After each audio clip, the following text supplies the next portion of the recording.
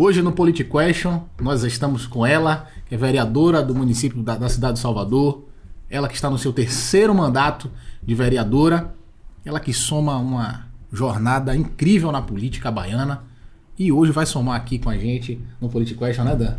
Martinha Rodrigues. Martinha Rodrigues. A pessoa mais amada da Câmara de Salvador. Verdade. E é sério, tipo assim, a gente falou alguns aqui de ironia, né? Tipo assim, fulano, o mais amado de tal lugar. Mas a senhora realmente é uma todo figura mundo que a gente fala amada. Seja Marta. Oposição, seja situação. Não, Marta é maravilhosa, é uma pessoa tranquila, uma pessoa... E isso é raro, isso é difícil e valoroso, porque assim, normalmente quem tem essa pegada, né? Esse tipo de energia são as pessoas que mais agregam. Porque normalmente quem tem muito essa coisa da polarização, seja de um lado ou de outro, sempre tem muito essa coisa de valorizar mais a narrativa do que o resultado. Então quando a pessoa ela tem esse pensamento centralizado em um bem comum, se dá bem com todo mundo, é porque ela quer o bem de todo mundo. E aí, Martinha, faça suas considerações iniciais. Pois é, Cleito e Daniel, uma honra muito grande estar aqui com vocês, muito feliz. E digo para vocês que eu sigo muito a máxima de Che Guevara, ser firme, mas sem perder a ternura jamais. Então a gente sobe ali, defendemos o que nós acreditamos e precisamos fazer, porque senão não teria sentido a gente estar em um espaço como esse, um espaço que formula a política, que vota o orçamento, analisa projetos que vêm do executivo. Então a gente tem que ser firme, segura, sem vacilar, mas jamais os colegas que estão ali são meus inimigos. A gente tem divergência política. Sim, e aquela casa é a casa do contraditório. Qualquer casa política que não tem oposição, ela acaba... Não é uma casa que discute as ideias. É um regime. Pois é. Então, o contraditório é fundamental. A democracia, para a gente cada vez mais fortalecer. E vamos aproveitar enquanto a gente ainda tem.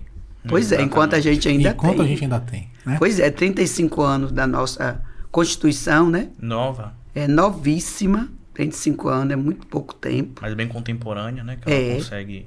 Mas mesmo trazendo diversas temáticas que ali foram frutos das lutas dos movimentos sociais, ela já está desatualizada, né? Já precisa a gente estar fazendo emendas ali para ir atualizando. E a gente responder o que os movimentos também têm pautado, né? Que o movimento não para, a todo momento está buscando. Tá sempre está sempre em movimento. Então, por isso que eu estou aqui com vocês, à disposição, para a gente bater esse papo legal, aprender com vocês, que cada momento desse a gente aprende, a gente chega aqui de um jeito, sai de outro. E eu gosto muito disso. E eu costumo dizer que todas as pessoas... A gente traz aqui pessoas de várias perspectivas, né? E eu sempre gosto de aprender também com os mais velhos. Isso é um provérbio de vida, né? E como é que a senhora se sente assim? Por exemplo, a senhora que é professora, já tem uma experiência de sala de aula, mas a gente está aqui num diálogo de gerações, né? A gente está aqui no diálogo de gerações, né? A senhora já viu, a senhora já esteve nesse lugar, né? E hoje a senhora está no seu lugar. E assim como a gente está te vendo daqui para lá, a senhora está vendo de lá para cá também, né? Como é isso? Como é que a senhora vê isso? Pois é, esse encontro de gerações é importante. Nós realizamos uma sessão especial ontem, 80 anos da Hora da Criança. E teve um momento lá do coral, o coral infantil, muitas crianças, e que teve um encontro de gerações.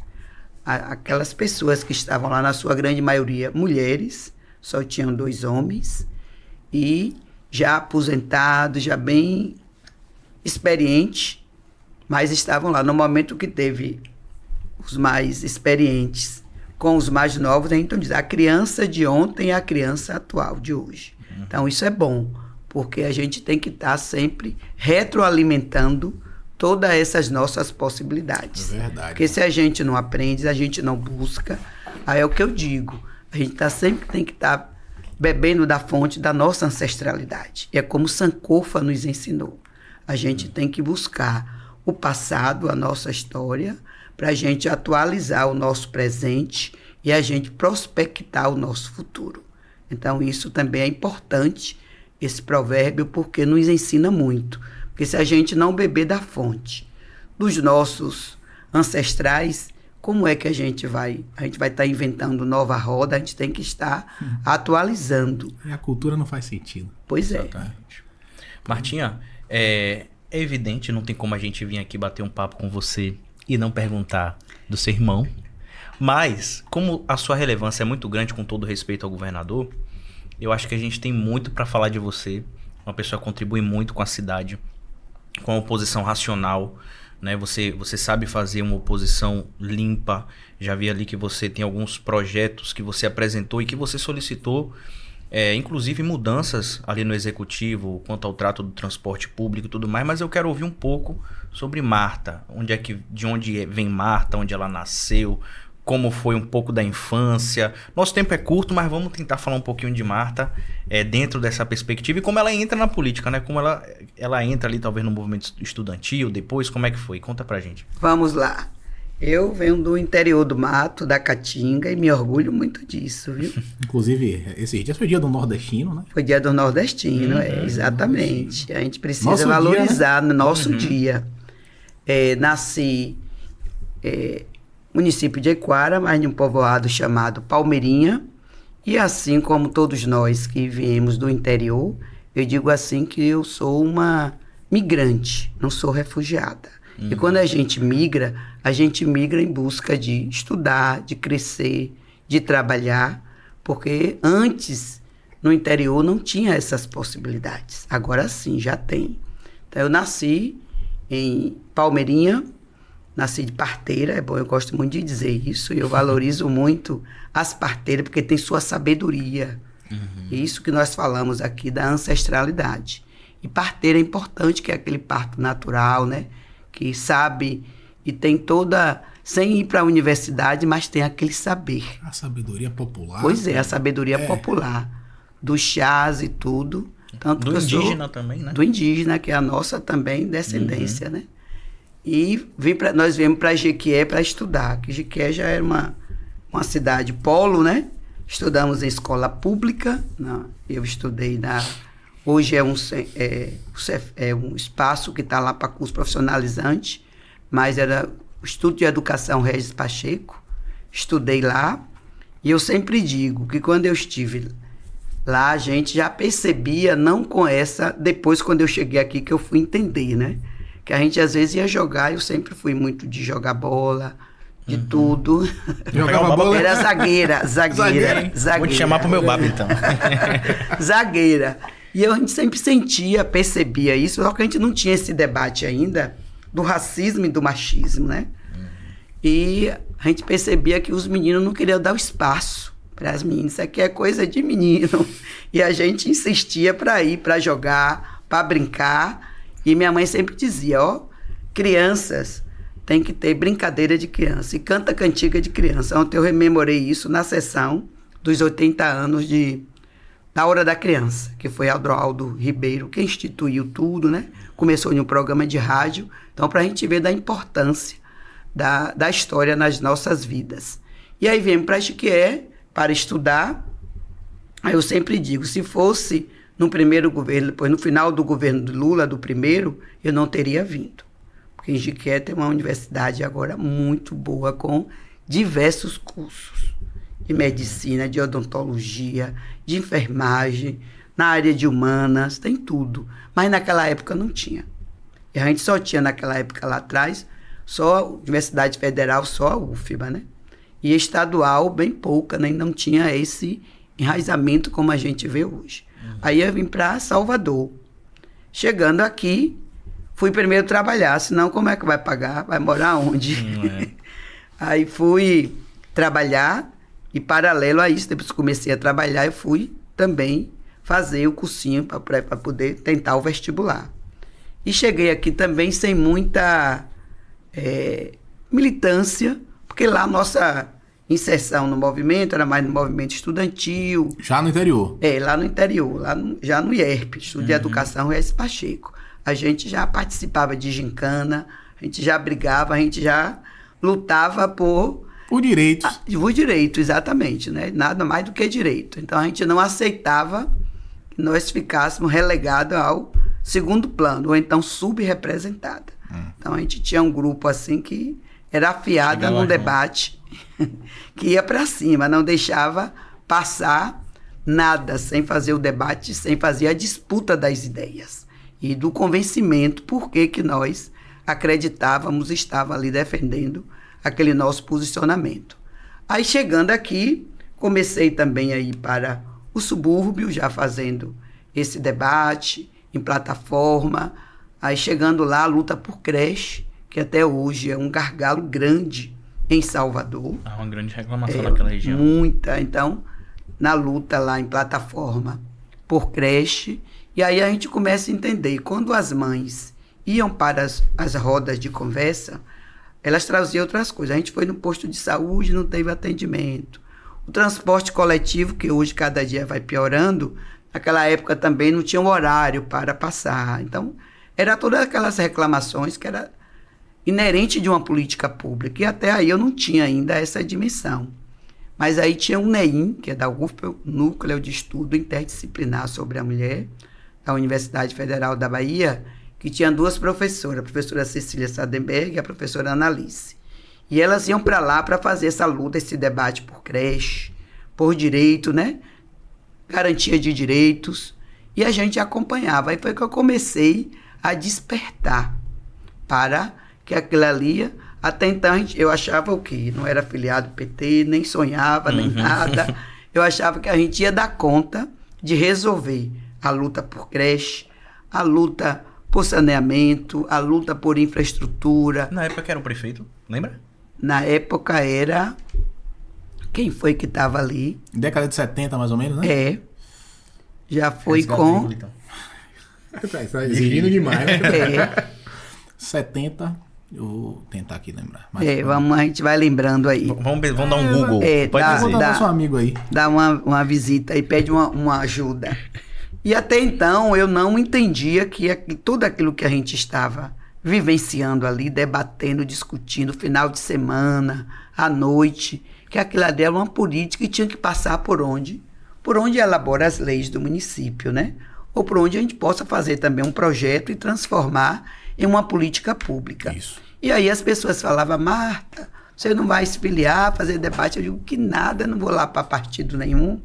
Então tinha também aquele sentimento que eu achava que ia ser só a resolução, ia se dar da luta com as mulheres e tudo. Mas aí com o tempo a professora Analice começou a fazer o debate, dizendo, não, a luta não é isso, a gente precisa entender... Desde quando a gente nasce, ela tinha um debate assim muito interessante. Por que a menina tem que ser rosa, o menino tem que ser azul? Ela começou a botar um bocado de... Recente essa aí. Ela foi contemporânea. Aí ela foi trazendo esse debate. Eu digo, olha, a professora Analice está trazendo uma reflexão para a gente.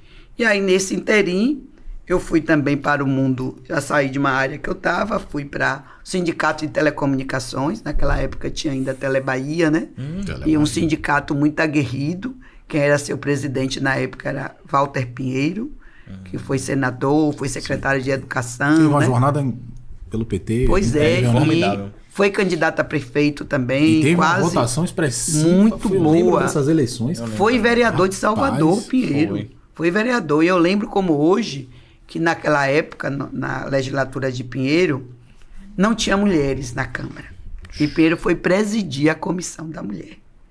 Aquilo pra gente foi um choque, né? Como é que pode? Eu digo, é melhor ter um homem do que não ter a comissão funcionando.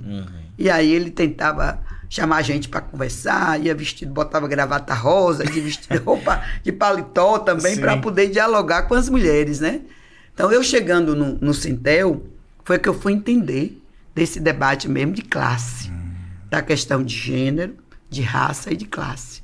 A gente trabalhar toda essa perspectiva. Aí eu digo, olha, é por aí. E mesmo assim, algumas companheiras diziam, Marta, e agora a filiação? Eu dizia, não é hora de filiar, não. Nós vamos aqui pro sindicato agora. Mas depois, toda hora eu dava um migué. Exatamente. Mas chegou um momento que tinha duas companheiras que eram assim, bem militantes, e eram filiadas, feministas, e disse assim, não, tem que se filiar. Porque aquela luta que nós realizamos lá no bairro de Plataforma, no bairro de Alto das Pombas, em outros bairros onde a gente estava fazendo E debate. só para situar as pessoas que estão nos assistindo aqui, a gente está falando desse período que provavelmente era um período de ditadura no Brasil. Não, era Não? depois. Já foi na redemocratização? Já foi tá. nesse período. Só para fazer o adendo, ou foi Antônio Carlos Magalhães, ou foi Clériston Andrade. Acho que foi Clériston, porque Clériston, depois né? teve aquela situação do avião, não foi que... Sim. Foi nesse contexto. E aí eu comecei a perceber, essas minhas companheiras pautavam mesmo e diziam, não, é na política, e a gente tem que ter nomes. Eu digo, não sou eu, né? Mas quem te deu regra e compasso foi o sindicato. Foi o sindicato, não, o Movimento Popular. O Movimento Popular. Movimento Tá, Popular. depois veio o sindicato. Depois entendi. veio o sindicato. E aí depois a gente foi para o partido. Aí vamos fazer um ato, filiar diversas mulheres. Aí eu fui também e me filiei, né? Uhum. Com a entidade Antônia Garcia, que já nos deixou também. Era lá de plataforma, da Associação da Ampla. E também ela tinha uma outra entidade que trabalhava a questão de gênero de mulheres. E aí eu falei assim, então vamos. Nos filiamos, não só eu como tantas outras. E aí a coisa foi acontecendo, né? Uhum. Eu falei, não, é época de eleição. Aí eu fui para a faculdade, terminei o curso. E aí, sempre que a gente vem da escola pública, a gente tem que dar um retorno do investimento que nós recebemos. Seja pelo governo que for, federal, estadual ou no município, a gente tem que dar o nosso retorno. E aí apareceu um outro grupo de companheiras e companheiras do Movimento Negro e disse, olha, Marta, nós agora vamos levar um cursinho de pré-vestibular lá para a plataforma, onde tudo começou. Isso é incrível. Eu já fui professor, eu já me doei para ser professor de cursinho pré-vestibular voluntário. Voluntário. É uma experiência. Enriquecedor, né? Inclusive a gente até fez uma aula. Fez junto, algumas né? aulas. Ele é músico, aí quando a gente fez, eu lembro como se fosse hoje dessa Foi aula. massa, Foi uma aula né? de. Foi muito- Mas deu aula? Chegou da aula? Eu dei De ditadura voluntário, militar. Você ditadura. também, Daniel? Foi, no caso... Porque ele é músico. Aí A gente tocou Chico Buarque, amanhã vai ser outro dia. Pra Olha. contextualizar e a gente ia fazendo esse Que bate-bola. legal. Ele contava um pedaço da história e a gente Aí, trazia uma música então, daquela época. Exato. Porque isso assimila, né? Assimila, com faz certeza. a pessoa entender. E aí nós fomos para esse cursinho, qual é quilombo? Um quilombo educacional, lá em plataforma. Aí conseguimos com a igreja católica um espaço, salão paroquial, o padre cedeu, que eram os padres quenianos, que estavam na época, não estão mais aqui, mas tinham um entendimento também da importância da educação, como Paulo Freire nos ensinou, né? Que a gente tem que transformar o cidadão, e o cidadão é quem vai transformar o mundo. Sim. E eles tinham muito essa perspectiva também do quilombo educacional. Aí, na época, a Petrobras não é essa de hoje, né? Que foi privatizada. Tinham projetos, e nós encaminhamos projetos e conseguimos aprovar. A SESI também, Coordenadoria Ecumênica de Serviço, que fica ali na Graça, também tinha uma linha de projeto, nós apresentamos. Um bocado de gente voluntária. E nós conseguimos dar conta deste cursinho por um bom tempo. Então, em 5 anos nós ficamos lá. Aí depois os padres quenianos foram embora e quem foi assumir já não tinha mais esse entendimento da liberação e tudo. E aí a gente não desistiu. A gente pediu no Sindicato dos Músicos, que fica ali na Praça da Sé, para liberar para a gente. Nós criamos um outro quilombo educacional, ainda botamos o nome de 2 de julho. Olha. E viemos também para ir porque é urgente, que a gente sabe da nossa juventude negra e não negra, que mora nos bairros populares, que não tinha como, porque antes os cursinhos eram todos no centro, né? Sim. Não tinha nos bairros populares. Sim. Então, qual é quilombo, Steve Bico aí, que Silvio também E deve os particulares também, Neruda. Pois é. Lembra? Que Silvio deve ter falado aqui, Silvio Humberto, o Quilombo Urubu, que já pega uma outra Na parte Cabula, né? também, no Na região do Cabula. Cabula. Exato. Então, tudo isso foram iniciativas importantes. E hoje, se a gente tem muitos jovens negros na universidade, jornalista e tudo, foi fruto desses projetos. Ah, eu não tenho dúvida. Pois é, então nós conseguimos, e aí depois desse debate, a gente também não dava aula com música, com violão, mas a gente dava com poesia. Ah, legal. A gente trazia poesia também para contextualizar. Mas a música nada mais é do que poesia do com que nota, poesia, né? né? Com notas. E depois dessa caminhada, aí foi quando veio a pauta mesmo. Não, agora tem que sair uma mulher candidata. Nós não temos mulheres, eu digo. E essa primeira eleição? Pois é, foi a primeira eleição. E aí Como foi? vai, não vai, vai, não vai. E essas mulheres vieram para cima. Não, como é que pode? A gente faz o debate e aí na hora você corre, foge da raia. Falei, eu não estou fugindo da raia. Tem mais mulheres aqui experientes, mais do que eu. Não, mas você tem um carisma, você chega e você acaba sangue, trazendo, né, as pessoas. Então tem que ser você. Aí saímos pela primeira vez. Vocês sabem que no PT o coeficiente é muito alto, né? Exatamente. Sempre foi e continua, né? É. Aí eu saí da primeira vez, tive 3.800 votos. É uma votação para a época boa, né? Sim. Mas não conseguimos chegar. A senhora falou uma coisa importante aqui, porque a gente precisa considerar a época. Porque o quociente hoje é com base na população. E talvez a gente está falando de que época e que ano foi isso, mais ou menos? Sua primeira eleição? Já foi em 2004. 2004. A população, sem dúvida, era menor do que o que é hoje. Muito menor. Muito menor do que hoje. Então a gente precisa fazer um cálculo para equiparar isso e equivale o que é hoje. Um comparativo aí. Mas naquela época... votos válidos também, isso, né? e votos válidos. O quociente válidos. é sempre em cima dos votos válidos. Então, e naquela época também não tinha essa pujança que a gente Eu só não lembro hoje. a quantidade de cadeiras em 2004. Não lembro se era 40. Eu acho que não era 40 ainda não. Acho que era 39. 39, 2004 eram 39. Aí. Exatamente. Depois foi para 41 e agora 43. E quase que a gente perde uma, né? É, quase a gente perde com essa. Depois do censo do IBGE. Então aí eu falei, não vou, vai. Aí chegamos, tivemos essa votação, aí não ganhou. Falei, tudo bem, vamos continuar a nossa luta. E continuamos nos bairros fazendo debates sobre a violência contra a mulher e buscando, né? Quando voltou a outra eleição, 2008, vem essas mulheres de novo. Vamos ter que ter uma mulher na Câmara. Eu falei, então pronto, eu já dei a minha contribuição, agora vai ter que ser uma de vocês. Não, mas você já acumulou. Você já teve... Você a história já era outra também, né? Em 2008. Já tinha lá Dilce. Tinha Olívia, Vânia Galvão. E aí foi... Ana Rita Tavares. Ana Rita. Aí já tinha um número de mulheres, né? Tinha. Mas essas mulheres falavam assim, não, mas a gente tem que ter alguém lá que tenha esse pensamento, que tenha essa construção. Aí eu digo, pronto, então arruma outra aí que a gente vai trabalhar dia e noite.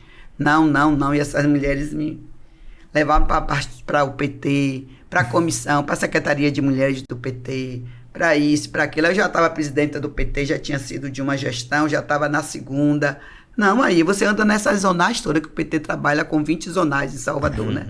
O TRE tem dizendo, mas a gente mantém o nosso modelo ainda. Então você anda nas 20, todo mundo conhece, se duvidar, você sabe o nome da pessoa, CPF, CNF de filiação do PT, porque sempre eu falava, eu sou boa de memória do nome, né? De gravar o nome das pessoas. Não pode ser outra, não. Eu digo, vi agora, vai de novo, eu vou entrar nessa... Não, e o que eu admiro muito, assim, nos partidos que têm uma origem sindicalista, que a ideia é o PT, é um partido que nasce no sindicato, né? Desculpem. É que os partidos de uma pegada mais progressista, eles lutam por demarcação de espaço de poder mesmo. E eu lembro, quando eu fiz parte de movimento estudantil, a gente era orientado a disputar vaga até de condomínio. Da CIPA, de tudo. Eu falava, esses caras são malucos. Se tem uma eleição, vamos ali, disputar. A gente vai disputar de diretório acadêmico, vá. É da CIPA, vá, ganhe. Entendeu? É representatividade, né? E isso acabou ensinando a outros partidos, até de centro, de direita, ó. Perceba que hoje as eleições do Conselho Tutelar foi isso, cara. Isso, ocupação de espaço. Ocupação de espaço de poder. Isso é sensacional na política. Verdade. Eu não vejo isso com maus olhos.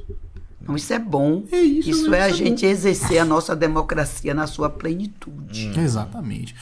Mas a gente estava até acompanhando as eleições do Conselho por uma live e de repente tô vendo que aquele andar eu conheço quando a gente foi ver. Eu fiquei lá até 2 da manhã. Foi mesmo? Lá no Colégio Tales de Azevedo, aqui perto, né? Tales. Sim. Eu fiquei até 2 da manhã na apuração. Isso é... Aí você vê que é uma pessoa que vive isso, né? Vive, cara. E acompanhei todo o processo antes. No dia da prova eu estive no Colégio Central. Tanto que o povo da prefeitura da SPM, você vai fazer a prova? Eu digo, não, eu estou exercendo o meu papel de vereadora, fiscalizando, para ver se tem alguma coisa aqui irregular. Vou da SPMJ, disse, vereadora, tá aqui. Eu digo, tô cedo, eu digo, claro. Aí depois acompanhei todo o processo. No dia, fiquei o dia inteiro no colégio, no Luiz Viana, andei em outros ali, mas eu fiquei, quando eu volto no Luiz Viana, fiquei ali. E de noite eu fui para apuração, que demorou muito de... Estudei lá no Louisiana também. Vocês estão em Louisiana, né? Estudei Aí, tá vendo? Na Escola verdade, pública. rapaz, eu não entendi nada desse ano do conselho. Eu não entendi porque a secretária não disponibilizou o link para as pessoas apoiarem, assistirem em casa, sendo que é um eu processo tava lá, transparente. sabe o que rapaz. foi? Não foi culpa dela. Olha, Foi a questão da instabilidade da internet. da internet. Ela até liberou no início, soltou, mas aí caiu tudo lá. Aí demorou ainda para remontar. Porque normalmente todo ano era assim. Tinha que fazer uma entendi. escolha. Ou continuava ali sem estar transmitindo, ou senão ia cair todo momento. Então demorou demais o QR Code. É, Era só demorou fazer a leitura. E demorou, por isso que aconteceu essa situação. Não tá explicado. É. Agora vamos lá, Martinha Bora. assume a Câmara. Assume a cadeira de vereadora na Câmara. 2008. Deixa eu só 2008. trazer aqui essa memória que é Vai. importante. 2008 nós participamos da eleição e ganhamos. Tivemos 6.400 e poucos votos. Foi uma eleição boa. Eu fui o PT nesse período elegeu 5, eu fui a 4ª. Olha aí. Aí, outros na frente, né? E conseguimos chegar na Câmara. Tanto é que logo no início, o machismo também e tudo. É isso que eu queria saber. É isso que eu vou chegar agora. Aí a própria imprensa colocava que tudo eu tinha um comentário para fazer e subia toda hora na tribuna para falar. Falei assim, claro, eu entrei aqui pela porta dos movimentos sociais. É. Se os movimentos sociais me credenciaram a chegar aqui, então eu não estou... Sim. Eu tenho pauta Tá e tenho respaldada, assunto. né? É. Exato. E nós pegamos esse período aí, como Cleito já trouxe aqui, já tinha a Ladilce, já tinha a Olívia, tinha a Vânia, já tinha mais mulheres na Câmara, Rita, né? É, Ana Rita, E diga-se de passagem, veio um bonde pesado. veio. Veio. E aí eu bebi Rapaz. nessa fonte. Porque quando eu cheguei, essas mulheres experientes já estavam lá há mais tempo, né? E eu sou muito daquela pessoa de pegar e de estudar. Se precisar ficar a noite toda estudando uma lei, uma peça orçamentária, eu fico. Mas no outro dia eu chego na Câmara afiada para fazer o debate. Inclusive, eu acompanhei a última votação. Eu falava da Comissão de Orçamentos, né? Pois é, para não dizer eu acho. Eu não digo eu acho, eu afirmo. Exatamente. Tá errado, é isso aqui. Mas eu vou estudar. Inclusive, eu tenho uma coisa pra te perguntar aqui, rapaz, em relação ao IPTU, mas daqui a pouco a gente chega. E aí foram 4 anos, e a gente lá já nessa situação de enfrentamento mesmo, de estar naquele espaço, e a gente sabe do quanto é difícil, o machismo, o racismo e tudo isso, né, misoginia, mas conseguimos esses 4 anos. E no final, a gente já ouvia falar, todo mundo diz que você é muito perigosa, você não pode voltar, você fala demais, você pauta tudo, Perigoso. você bota os vigilantes para vir para aqui, para Por que correr. perguntar incomoda tanto, às vezes, né? Pois é, ninguém aceita, né? Eu falei, se ser perigosa é defender o povo, então eu vou continuar sendo perigosa. E aí as pessoas já tinham me avisado que fizeram um mapeamento da sua votação e vão cair lá para você não se reeleger. Eu digo, eu não vou me jogar do elevador Lacerda embaixo. Então eu vou continuar na luta. Microfone eu não só tenho na Câmara. A gente pode botar um microfone na feira ali, como a gente sempre faz, e nós vamos ouvir o povo, vamos continuar falando do que nós acreditamos e do que nós defendemos. E aí não deu outra. A gente foi para eleição e aí eu não me reelegi em 2012. 2012, eu lembro. Lembra, né? Então não me reelegi, elegemos uma Moisés, Suíca, mas eu não consegui voltar. E aí dentro do PT, vocês sabem que são diversas tendências, né? Sim. Quando eu presidi o PT, eu digo assim, a melhor escola que eu tenho foi do PT, de presidir o partido. Porque como são muitas forças políticas, ou você consegue dialogar com todo mundo antes, ou não dá quórum que a gente tem que ter o quórum político e tem que ter o quórum legal, porque se for votar, não tiver o quórum legal, alguém questiona. Então a gente tem que ter essa habilidade. Então eu conversava muito, tanto que tinha um companheiro que ele chegou lá e disse, Marta, não aguento mais não, tudo você faz uma reunião. Eu digo, claro, se a gente não fizer reunião, a gente não vai conseguir aprovar nada aqui. Então o PT me deu essa possibilidade de entender, de dialogar, da escuta, e foi muito, muito importante. Aí não me reelegi, Falei, pronto, vamos para a luta. E continuamos na luta e essas mulheres não me deixam, viu? Ficava todas elas, Tânia, todo mundo, Deise, aí vinha outra e chegava, a gente tem que já preparar, a gente vai voltar na próxima. E dentro do PT criou um sentimento assim, que quando a gente não foi, como a gente fazia um debate de oposição, não é oposição por oposição, Sim. é a gente defender a cidade. O prefeito já mandou diversos projetos para a Câmara, o último agora foi o do esporte. Nós votamos a favor, apresentamos emendas. Algumas foram acatadas, outras não, mas nós votamos porque nós consideramos que o esporte também é o indutor, é o impulsionador para os nossos jovens que já estão lá, Bolsa Atleta, tudo isso vai ajudar essa nossa juventude negra que está à margem deste processo a se erguer e fazer também, e a gente está cada vez mais revelando talentos. E revelação de talento é, sobretudo, deixar legado, né? Pois é, deixar legados. Porque vai chegar uma hora que a missão de Martinha, na existência a juventude nessa terra, vai chegar para e vai vir outra pessoa. Vai chegar a minha hora também, vai vir outra. Você acha que o PT é preparado para fazer substituições? Tem, sim. Você acha que, por exemplo, hoje tem alguém com peso para substituir Lula, por exemplo? Para substituir Lula a gente tem, né? Tem o próprio ministro da Fazenda, né? Que ele é bem preparado, um professor, Haddad? Sim. Haddad é muito... Haddad por pouco também não chegou, né? Teve uma votação, segundo turno muito disputado, e Haddad fazia o debate das ideias de concepção de mundo, de nação, de Estado. Então é uma pessoa muito bem preparado. Então tem. Agora a gente precisa preparar mais mulheres, né? Para poder chegar assim, ó. E dizer, nós também temos mulheres pretas, para a gente poder também chegar nesses espaços. Inclusive foi uma das pautas do governo Lula a promoção da diversidade, né? Inclusive o STF, Lula tá devendo lá, a mulher lá no STF. Ainda não passou o prazo, não passou né? o prazo. Nós estamos no prazo. Sim. Mas eu espero... Aqui na Bahia a gente tem alguns nomes de mulheres pretas, né? Que estão no páreo. Estão no páreo. O próprio ministro e a bancação, porque assim, o ministro dos Direitos Humanos, ele foi bancado. Silvio. Excelente nome. Ele foi bancado. Ele porque é um agora houve a assim, negociação. De muito orgulho. Ele fala lá o que... Eu li o livro dele, né? Racismo Estrutural, li duas Ele já veio aqui algumas vezes fazendo debate. A última vez que bem ele técnico teve, ele. Ele teve na PGE, que teve um debate. Eu estive lá, não fiquei o período todo, tanto eu como Silvio Humberto, que a gente foi ver o outro Silvio. Inclusive o ministro comeu o fígado de Nicolas Ferreira. Comeu o fígado do menino. Eu falei, meu Deus do céu. Enfim. Mas assim, ele é um cara muito preparado, técnico. E as pautas da atualidade, ele também disputa, ele também leva. E eu digo que foi bancado porque houve assim, o governo Lula, na tentativa de trazer mais base, fez a negociação com republicanos, né? Eu acho que com o PP também, não foi? E uma das pastas que foram colocadas em xeque foi a pasta dele e o PT não cedeu, não. Ele vai ficar. Humanos. Ele vai ficar. Então eu achei legal isso. É uma pauta importante, né? Sim. E tem que ter uma pessoa técnica, né? Exato. Um Brasil tão desigual. Que conheça, né? Que tenha essa diversidade. Agora traga esses temas também para a centralidade. Já que a gente está falando disso também, tem uma coisa que eu queria até trazer isso, botar isso na roda aqui, né? A gente fala muito de eleição, a nacional, mas recentemente a gente teve aí uma eleição, eu afirmo isso, que foi uma eleição assim que me surpreendeu, a eleição do governo do estado, porque o governador, inicialmente ele começou meio que sendo subestimado ali, né? Foi uma surpresa a vitória de Jerônimo? Ou meio que assim, não foi uma surpresa, eu já esperava isso.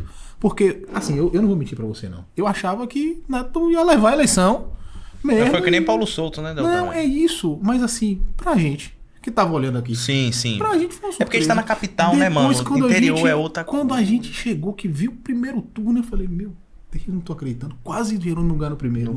No primeiro turno. Como foi? Narre pra gente de dentro, assim, né? Você tava por dentro. Porque por dentro do processo. Como foi isso, rapaz? Porque... Mas eu não tinha como surpresa, não. Até porque a gente conhece e sabe da capacidade, né? Eu sempre digo nas eleições que não tem ninguém favorito. Porque cada eleição é uma eleição. Por mais que chegue um ou outro e diga assim, não, tem uma eleição, é surpresa, é uma caixinha de surpresa. Então você pode fazer um bom debate, para os debates de TV, que antes eu acho que até tinha uma influência maior na televisão. Agora eu acho que as coisas internet, têm... né? Eu acho que a capilaridade da TV não é tão grande quanto da internet. Ela tem até uma confiabilidade grande, mas a capilaridade, ela não alcança tanta gente quanto a internet alcança. Pois é, a internet tem mais esse alcance, né? Tá mais enraizada. Exatamente. E conhecendo também o professor, né? Que eu gosto de chamar muito de professor Jerônimo, que ele é professor, né? A gente sabia da capacidade dele. Ele trabalhou no governo Dilma, no MDA, foi ele que fez aquela política toda de territórios, que hoje a gente vê, a nossa Bahia tem 27 territórios de identidade.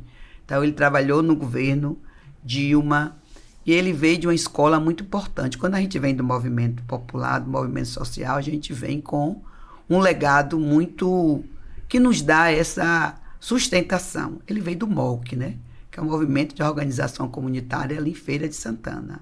Então, ele trabalhou muito, capacitou muita gente, a questão do debate das cisternas e tudo, da convivência com a seca. Então, conhecia muito bem essa realidade. Depois que ele saiu do governo de Dilma, ele passou aqui também pela SECT, Ciência e Tecnologia, depois foi para a SDR, né, que essa secretaria é uma secretaria importantíssima e tem assim essa identidade muito forte com ele. Ele é engenheiro agrônomo, né? E quem ingressou primeiro na política, foi ele ou você? foi eu e minha outra irmã, de Jiquié, que essa daí já foi vice-prefeita, vereadora também de 3 mandatos. Rapaz, que sangue é esse, Rita Rodrigues. Rapaz, todo mundo com sangue na política. Primeiro foi Rita. Foi Rita. E depois, que eram os 3, assim, a gente andava muito juntos, né? Sim. Então tinha muita essa cumplicidade. Se seguir esse sangue da família, porque a irmã Rita, vereadora no interior e prefeita. Vice-prefeita, foi vice-prefeito, pronto. A irmã vereadora na capital, o irmão governador, daqui a pouco o presidente aí. Daqui a pouco o Marquinhos prefeita também, Salvador, vice-prefeito. Então, conhecendo também, foi ele quem recebeu a tarefa do governador Rui para a Secretaria Nova, né, de Desenvolvimento Rural. E ele, com muita capacidade que tem, ele fez isso. Andou essa Bahia, ele já conhecia, porque ele coordenou a campanha de Rui, né? Então já vinha fazendo os PGPs, que é os Programas de Governo Participativo. E como ele tem essa identidade também muito forte com quilombola, fundo e fecho de pasto, com os nossos parentes, que também nós somos de lá, né? Com todos esses segmentos. Então ele conseguiu capilarizar na Bahia os territórios de identidade e a Secretaria de Desenvolvimento Rural. Tanto que muito debate, e fazendo o debate do PPA participativo, trazendo todo mundo também para construir as políticas, os orçamentos, as diretrizes. E depois, no segundo mandato de Rui, ele foi para educação.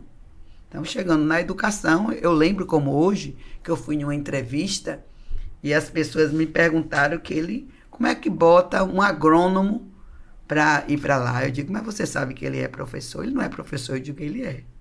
Ele é professor, ele foi professor em Aiquara, ele começou lá dando aula, depois que ele terminou o curso, ele voltou para Aiquara para ser secretário de Agricultura e ele dava aula também, ele é professor. Falei, ele é professor da universidade. Aí quando eu trouxe o currículo, disse... Aí todo mundo parou um pouco, depois parou com essa... Que estava colocando também que ele não era um agrônomo, que ele não tinha nenhuma experiência como professor. Eu digo, ele tem.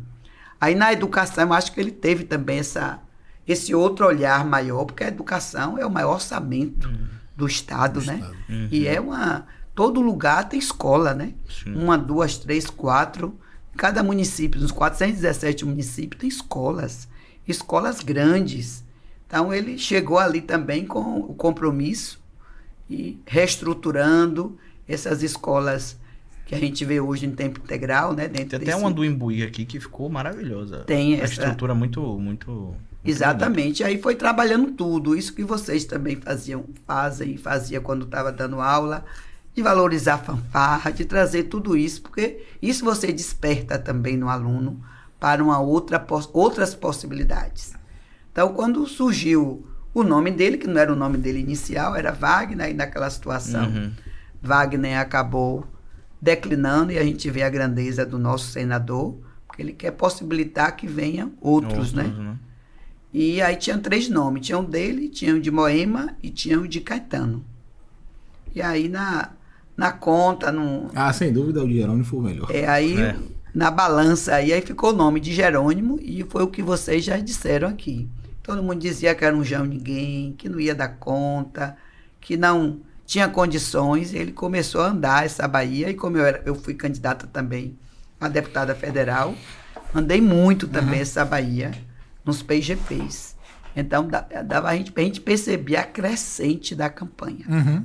Então a campanha vem em uma crescente. O PGP de Itabuna, eu fiquei assim, a gente estava em um hotel, o hotel era distante do local. A gente teve que ir andando, porque carro não andava mais, não passava mais. Parou todo Itabuna. Então aquela região toda, aquele território lá, lotou, eles fizeram uma tenda. Mas, Martinha, e mesmo assim a tenda transbordou. Eu sei, é isso. Agora sim, cada eleição a gente tem um fenômeno diferente nessas eleições. Porque a senhora sabe disso até com mais autoridade do que eu, que antigamente, nas eleições na Bahia, a gente tinha uma inversão do que é hoje. O PFL chegava nos grotões, não era? Exato. O PFL chegava nos grotões e o PT ganhava nas capitais. Nas capitais. E como se, na sua experiência, assim, por que se deu essa virada? Interiorização do PT. Entende? Por que o PT ganha mais agora no interior e perde nas grandes capitais? Pois é um caso para estudo, né? Teve também, como teve investimento em Salvador, teve também nesses municípios todos. Então não é para a gente estar fazendo esta comparação por investimento, né? Porque aqui em Salvador teve muito metrô. Metrô, acho que foi o grande... A mobilidade também, a linha, todas essas linhas aí de ligação que deu uma outra flexibilidade na cidade, as encostas, muita coisa. As escolas também, que aqui em Salvador é onde tem um número maior dessas escolas em tempo integral. Mas o estudo mesmo que a gente... Mas quando eu falo em grandes cidades, eu falo nas grandes capitais. Eu falo ali... Feira de Santana, Conquista, né? Itabuna mesmo, Jerônimo não ganhou. E nem Deus, mesmo esse fenômeno lá do debate. Mas naquele... onde teve o impacto ali, ele ganhou. Sim. Então tem isso que é pra gente. Acho que é um caso mesmo de fazer esse detalhamento, entender esse fenômeno. Porque Salvador mesmo, eu digo, o PT nunca governou Salvador. Quem aproximou disso aí foi Lídice, né? Mas Lídice na época era do PSDB. Exatamente. Ela foi eleita pelo PSDB. Então, pode falar. Agora me diga, dentro disso aí que Cleiton falou, a gente teve o efeito lá de Paulo Souto, né? Que perdeu de forma vexaminosa. Para Wagner. Pra primeira Wagner, lá. Foi. Que também subestimou. Também subestimou. E também, acho que alguém tinha aquele instituto de pesquisa que fez a pesquisa, tava com algum problema, porque as pesquisas só davam Paulo Souto. Mas enfim. Mas essa eleição de agora passa uma mensagem, ao meu ver. Se há uns anos atrás, eleições atrás, o PT ganhava com larga escala e dessa vez não foi tão larga assim, qual a mensagem essa eleição passa para a cúpula do PT e a gestão do PT aqui no estado e nacionalmente, porque a Bahia sempre foi um forte reduto do partido. E em cima dessa pergunta também, eu queria saber qual foi o nível de importância de Geraldo Júnior na campanha dele. Pronto, vou começar logo por Geraldo. Geraldo, ele, vereador de Salvador, já de alguns mandatos, né? Conhecido, presidiu a Câmara naquele... Vocês conhecem lá a Câmara, aquela habilidade dele, como ele diz, estou com drone, estou aqui na esteira. As forças ocultas. As forças ocultas.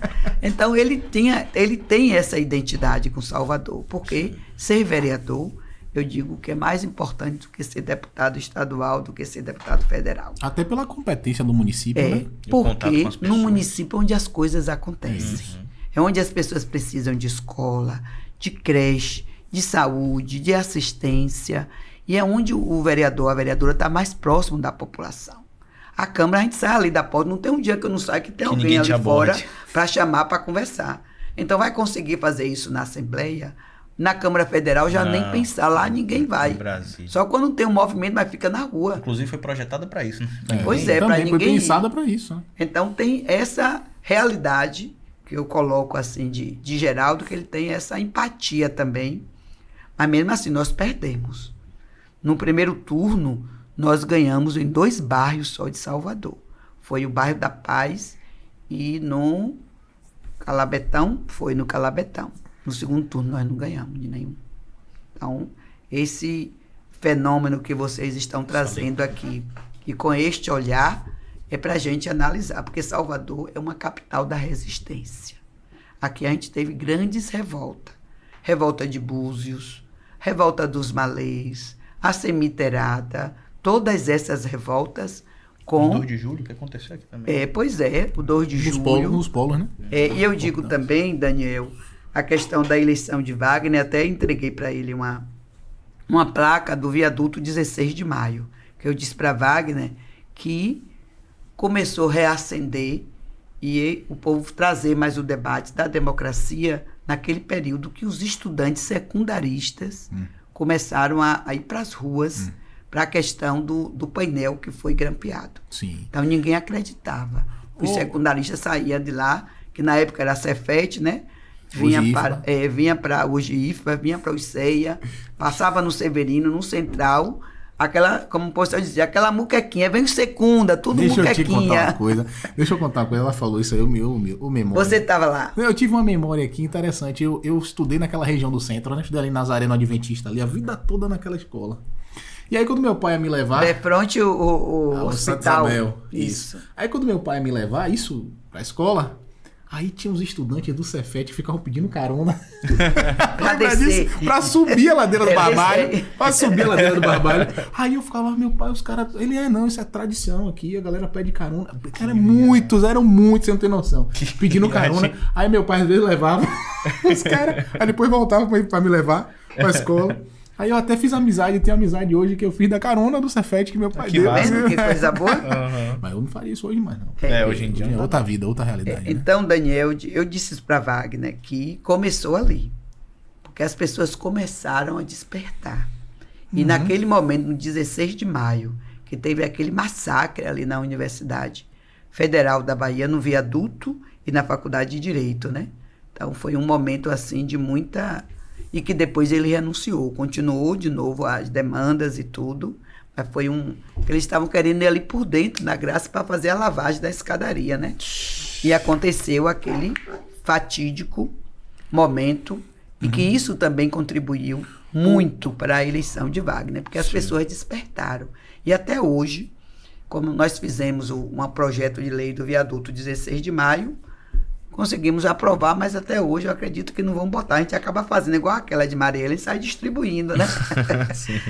E nós fizemos isso e teve mídia. No dia que a gente foi num viaduto fazer um momento com o diretor da Faculdade de Direito, Júlio Rocha, com Zilto, com Luiz Alberto, todos esses companheiros que na época também estava todo mundo lá, sindicalistas, estudantes. E a imprensa também cobriu. Aí eu fui para um exame, aí tinha um jovem lá e disse: "Você estava na televisão." Eu digo: "Foi, você me viu?" Ele disse: "Eu vi." Eu falei: "Falando de quê?" "Você estava com um negócio de uma placa azul, que é 16 de maio. Um jovem, né? Aí eu parei para explicar a ele. Foi o 16, foi o movimento do 16 de maio.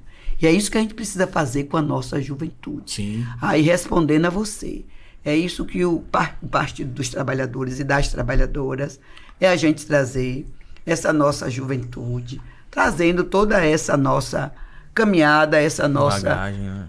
Esse histórico que tem, do que foi o 16 de maio, do que foram essas lutas todas, a revolta do Buzu, Sim. Tudo isso, porque os estudantes vão se sentir também ali, dizer: "Ó, eu não estava lá, mas eu posso falar." A gente tem que reacender essa chama. Sim. Voltando também com os movimentos sociais. E aí eu digo a você, com o governo Lula, muito dos nossos e das nossas sindicalistas e tudo, como o Cleito trouxe aqui, que o PT nasceu também no ABC, no movimento sindical, nas comunidades eclesiais de base, nas SEBs, na intelectualidade também, todos esses, cada um teve sua participação, movimento negro, movimento de mulheres, mas isso a gente precisa dar conta. Então o movimento sindical, no primeiro governo de Lula, no segundo, no dia, muita gente saiu e foi para o governo. E quando os companheiros e as companheiras saem das suas trincheiras e vão para o governo, não é para a gente arrefecer o movimento. Substituir, bota outro. Não, e a gente também não pode dizer, eu estou no governo, agora eu vou cruzar os braços. não. Tem que pautar o governo. Sim. Todo momento. Não sei se vocês viram hoje. O MDA, o Movimento de Desenvolvimento, o Movimento da Agricultura Familiares, ocuparam a SEAGRE. Desocuparam hoje. Então, isso para o governo é motivo de preocupação? Não. Tem que levar suas pautas. Chega lá e dizer, tá aqui, minha pauta é essa. Eu quero ser atendido. Porque se não tiver isso, acho que é isso que a gente tem que reacender de novo. O PT, que sempre fez, quem é que vai pautar? São as mineradoras, é o agronegócio e por aí vai. Então, ou a gente chega também com pautas dos movimentos negros, de mulheres, enfim. E isso que a senhora está falando dialoga muito com a realidade que a gente tem aqui em Salvador, né? E eu ia até... a senhora já presidiu a Comissão de Finanças e Orçamento, que é uma comissão de extrema relevância. Foi a primeira mulher, não foi a presidir? Já, a primeira mulher a presidir a Finanças e Orçamento. Não que as outras não sejam importantes, mas CCJ e Finanças... É por onde passa tudo. Onde passa tudo, né? Não estou fazendo juízo de valor não, mas eu só estou dando... Porque as outras são temáticas. São temáticas, É onde a gente vai adentrar para fazer emenda, no mérito. No mérito. Tem uma questão em Salvador. Eu estava assistindo um programa e aí me sugeriram dar uma olhada num site e no Instagram chamado Imposto Justo, onde trata da questão IPTU Justo. IPTU Justo. É o movimento, IPTU Justo. E aí eu comecei a ler uns artigos lá. Rapaz, há uma discrepância absurda no que diz respeito ao IPTU em Salvador, certo? Eu não consegui acreditar. Uma pessoa que mora no metro quadrado, por exemplo, como Vitória, paga um IPTU basicamente igual a uma pessoa que mora no Cabula. Por que isso? Não teve a revisão da planta genérica. Isso aconteceu com aquele secretário, quem foi o vereador que disse ontem? Eu nem lembro. O secretário que veio importado de São Paulo, o Mauro Ricardo. E aí você... Não conhecia a realidade. Não conhecia a realidade. E aí também, até agora, nós não conseguimos. Olha que a gente tem audiência. A gente vai na secretaria com o movimento IPTU Justo, é antigo, para pedir a revisão da planta genérica. Porque se não tiver, você viu esse movimento, você deve ter pesquisado. Tem prédios aqui na Paralela que a pessoa paga de um apartamento um valor X e o outro do outro lado do prédio paga 3 vezes ou 4 vezes mais. E não tem sentido. E não tem. Cara, você imagina, você mora no, sei lá, você mora no 304, o cara que mora no 302, você paga R$1.000 no 304, o cara no 302 paga 200. E aí tem gente que está vendendo os apartamentos que não tem condições de pagar o IPTU. Até comerciante já aconteceu isso, né? Exatamente. E isso também a gente está vendo. Na especulação imobiliária também agora recente, né? E agora a gente está vendo como é que acontece. Por que teve muita gente que o prefeito infeliz, ele na sua infelicidade depois dizer que a culpa foi do IBGE, da falta de segurança, que não existe isso. O IBGE andou essa cidade toda e fez a pesquisa corretamente. O que está acontecendo é isso, o IPTU alto, ou a pessoa fecha o seu comércio porque não tem condições de pagar, ou então vai para um outro onde tem atração. Mas realmente, porque são realidades, é como uma engrenagem, né? Envolve essas questões, especulação imobiliária, envolve uma série de questões, violência também, que atravessa a nossa realidade. A gente sempre conversa, eu não vou mentir, não. Minha vontade era de me mandar do Brasil, assim, porque não é um problema da Bahia só concentrado, não, é um problema geral esse negócio. Mas fora também existe. Eu sei, mas assim, eu já... melhor a gente lutar onde nós estamos e enfrentar a situação. Inclusive, Martinha, também, esses dias aí o ministro Flávio Dino, né, numa coletiva... Ele esteve aqui a semana passada. Acho que foi aqui, se eu não me engano, ele falou que Acho que foi no lançamento da nova fábrica, né? A BID, eu acho. Não, ele veio antes. Ele veio para debater a segurança. Não, e ele veio inaugurar a Polícia Federal lá em São Joaquim, Água de Meninos. Pronto. Eu não lembro se ele falou nessa coletiva aqui ou se ele falou em São Paulo ou em Brasília. Ele falou que ele aponta essa escalada da violência, sobretudo na Bahia e Rio de Janeiro, como a gente está vendo aí, ele responsabiliza o armamentismo irresponsável do governo passado. Eu já conversei com alguns especialistas em segurança pública e eu não sei se isso é meio que retórica do caso dele ou se de fato como a senhora enxerga esse cenário? Porque a gente sabe que é uma realidade. Tem esse cenário também que as pessoas tiveram possibilidade de comprar mais armas. Eu não quero nem saber de uma arma, nem corro a légua de armas. Mas aconteceu, né? Desde aquele plebiscito que houve, que foi a pergunta foi dúbia, né? E acabou 95, foi 95? Eu lembro que as SEBs, diversas entidades, pessoal de terreiro, de igreja católica, de igreja evangélica, todo mundo se uniu para garantir também uma boa votação no plebiscito. Mas como a pergunta muita gente não entendeu, desde lá que já vinha tendo essa flexibilidade. No governo anterior, isso acabou tendo uma possibilidade maior. E quando a pessoa está com a arma na mão, a pessoa se sente mais poderoso, né? Botar a arma do lado. Já dizia a música, você com o revólver na mão, bicho feroz. Então, isso também acaba tendo esta política. A gente tem que fazer esse debate, mas um debate também com muita seriedade. Não é um debate só local. Sim, não. Tem que ser um debate a nível de estado, de município e também da União, principalmente. Que é quem faz todo esse controle, né? Das armas, como está sendo liberada agora. Lula já baixou alguns decretos, já diminuindo todas essas possibilidades, mas mesmo assim é pouco. Mas não é só isso, tem mais essa questão desse fenômeno, que é um outro debate que a gente precisa fazer, por uma nova política sobre drogas. Porque isso também está entrelaçado.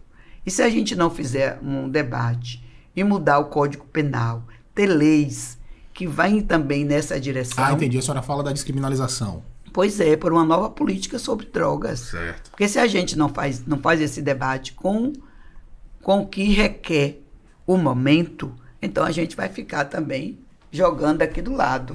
Então é importante rever tudo isso. A gente está vendo a nossa juventude e já tem diversos debates já sendo pensados, já elaborados, tanto nas universidades como fora, e a gente precisa encarar.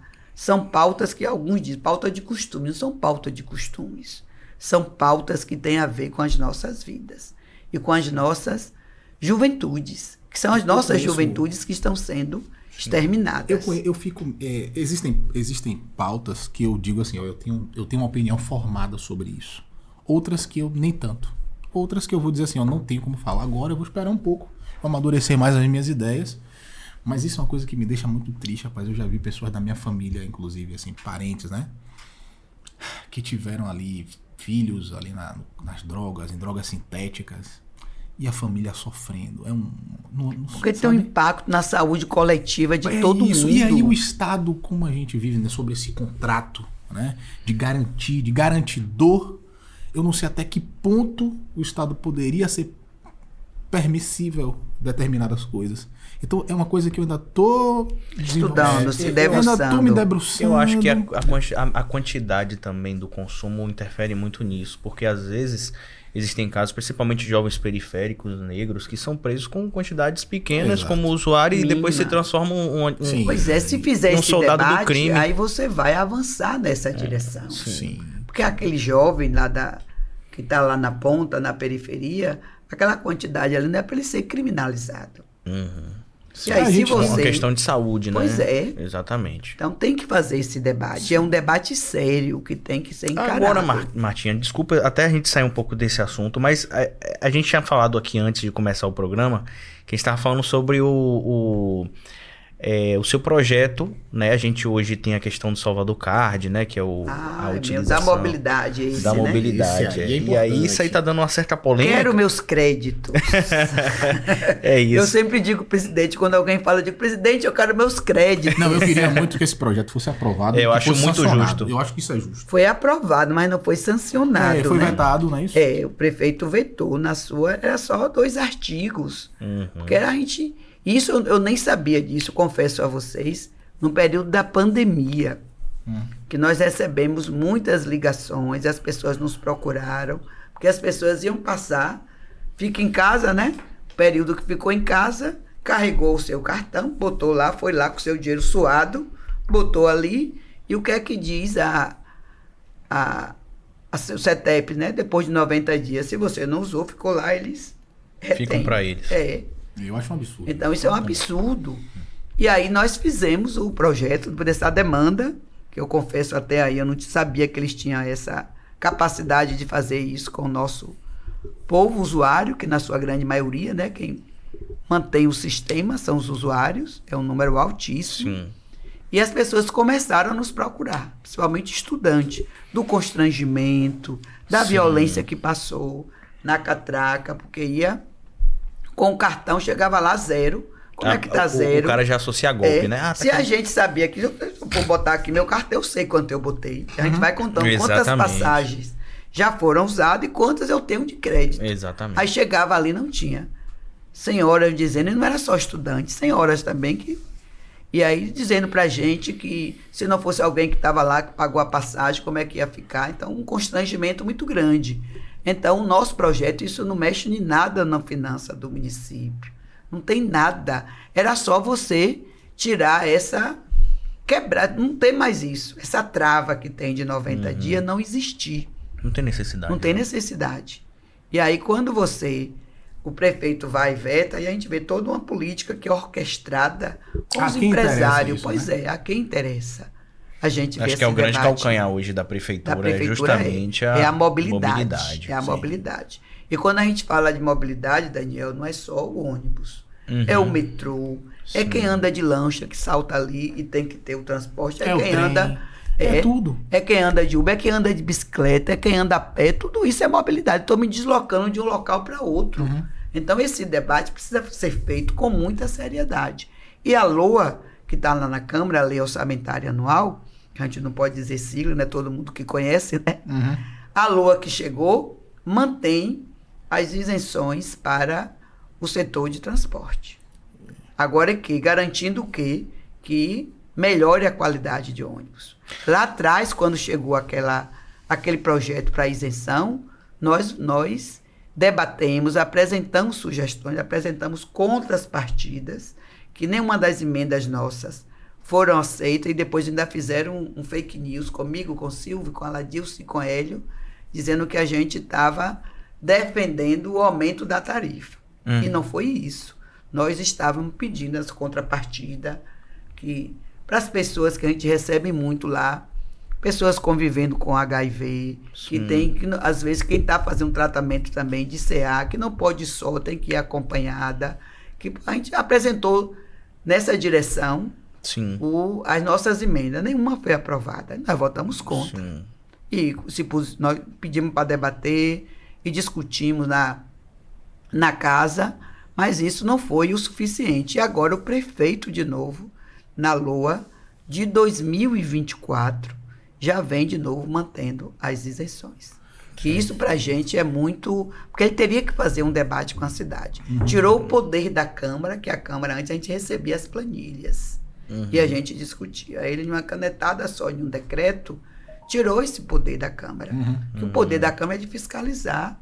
É a gente receber as planilhas, analisar se aquele é o custo ou não. Vamos fazer uma audiência, chamar os segmentos da universidade, Conselho de Transporte, os estudantes, tanto secundarista como universitário. E principalmente secundarista. Né? Pois é, que é quem está no dia a dia, né? Está na base. Então, como é que a gente não faz esse debate? Sim. Já tem essa possibilidade, que o secretário já falou, de um aumento da tarifa. Sim.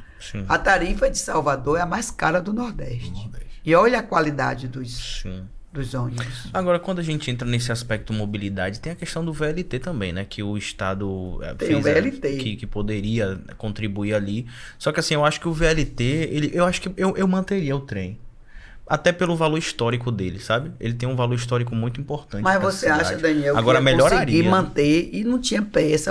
Eu participei de todas as audiências que foram feitas. Também, né? Estrutura, né?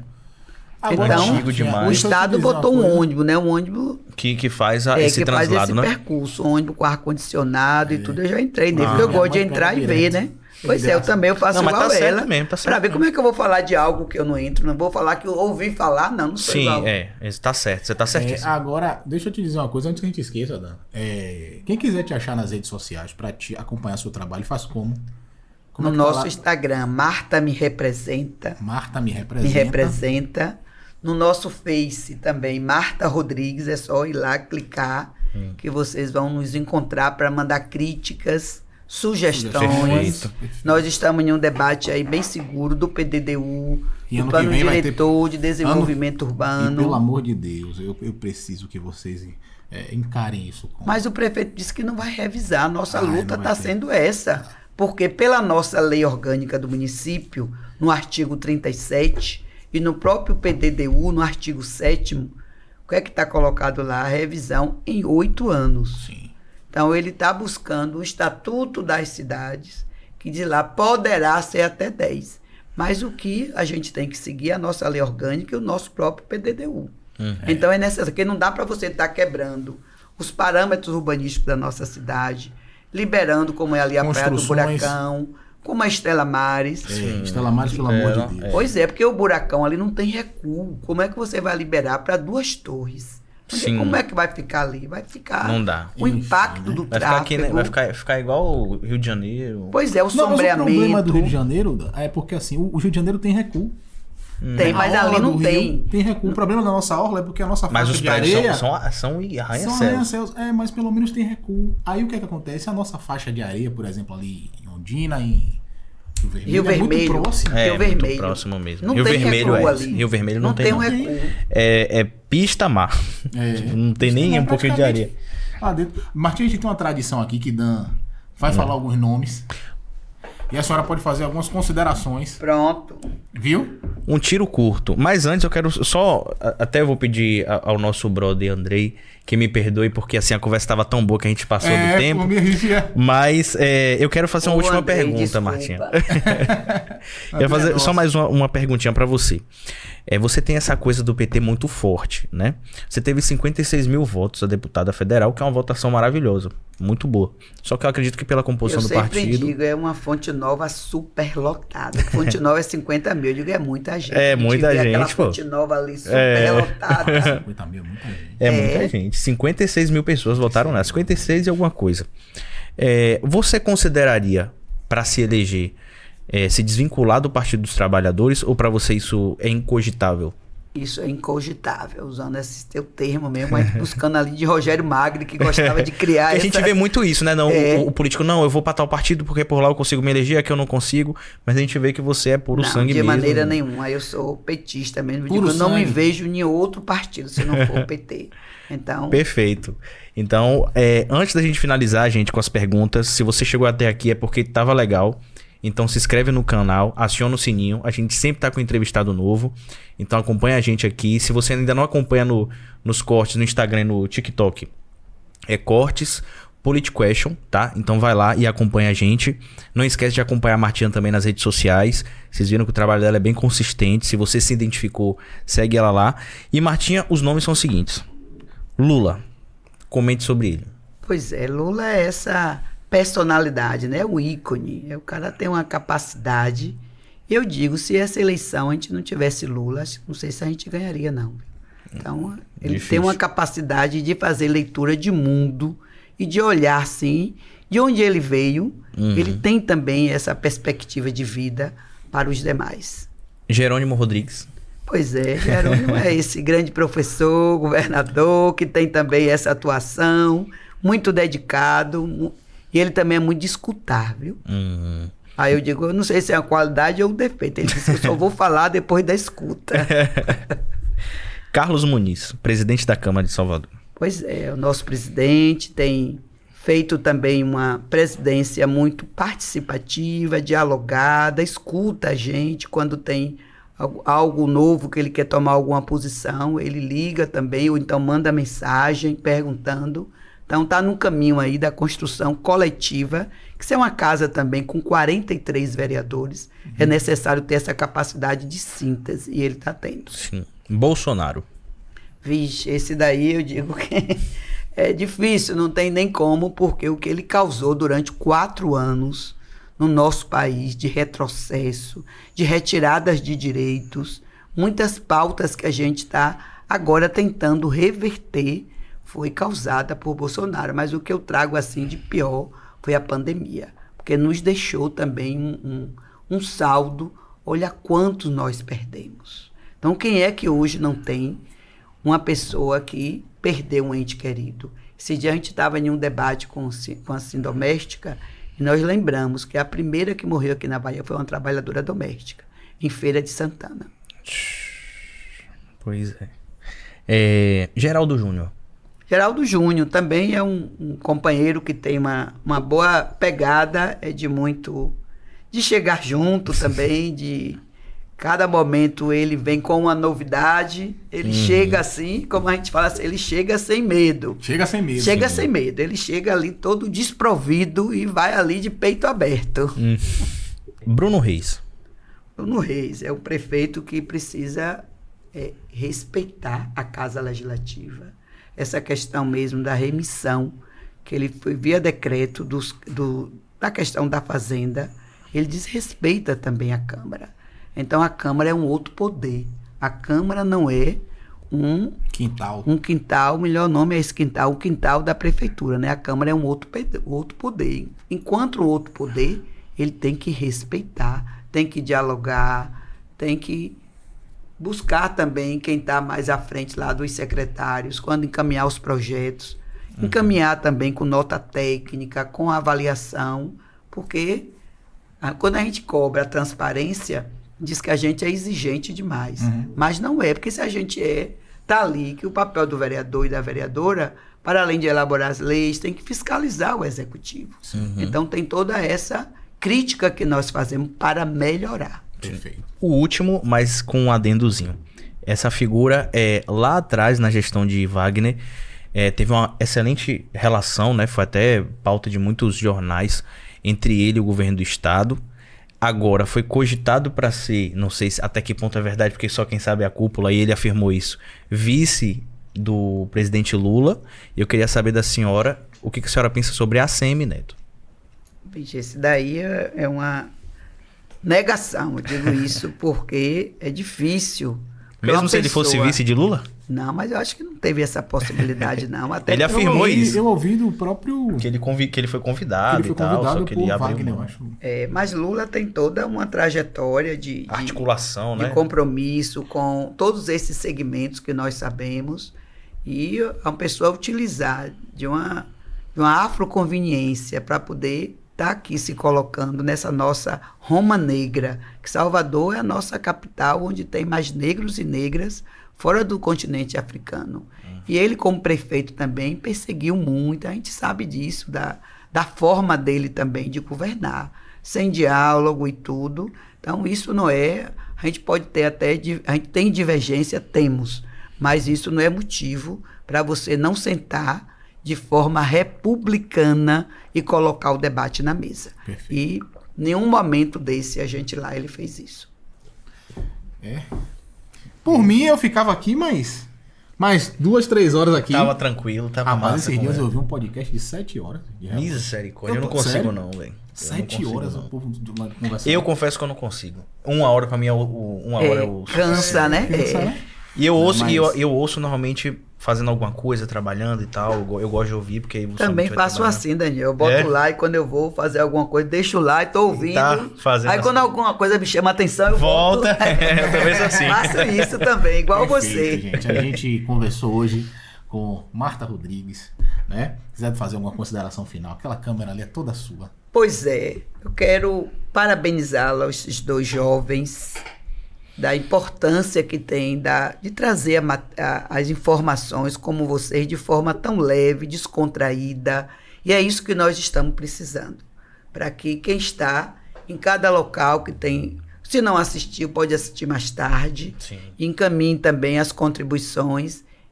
Se a gente conseguir, em uma rede como essa que vocês estão fazendo, a gente está ampliando na capital, chegando também em outros municípios importantes, a gente consegue fazer esse debate de qualidade, a gente consegue contribuir para um projeto maior e que as pessoas, a partir de cada um desses que vocês vêm realizando, eu tenho certeza que quem acompanhou sai daqui com um aprendizado. Eu saí daqui hoje com um aprendizado e agradeço muito a vocês e coloco o nosso mandato à disposição no que a gente puder estar partilhando e divulgando. Já vou pedir aqui a Luíse para ela já colocar aí, para pedir para as pessoas estarem seguindo e lá para cada vez mais a gente trazendo mais interações com vocês. Viu? E as portas estão abertas também, né? Tá bom.